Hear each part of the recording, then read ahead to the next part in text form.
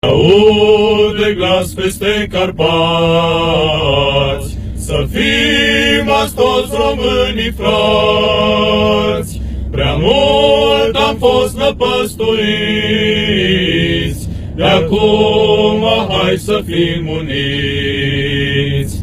Căci vrut Dumnezeu cel Sfânt să stăpânim acest pământ. Deci tu, române, nu uita de neamul tău, de țara ta.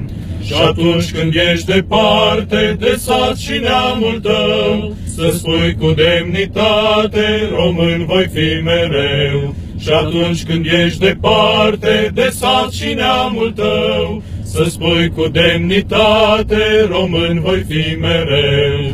În lupte grele neîncetat, strămoșii sânge au vărsat, ca vești de veci să dăinuiască a noastră viță românească.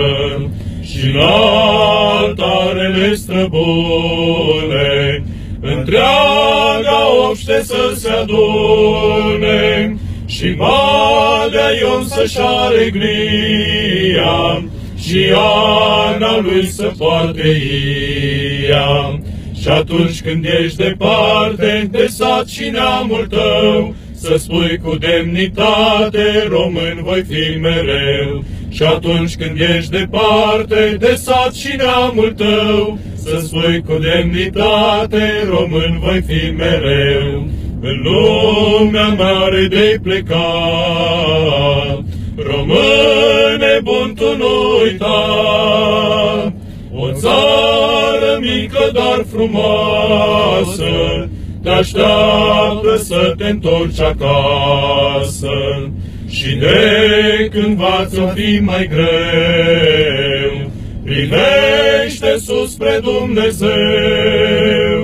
Curajul, cinstea și credința îți vor aduce biruința.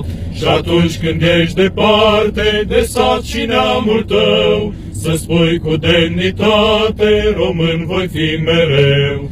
Și atunci când ești departe de sat și neamul tău, să spui cu demnitate, român voi fi mereu.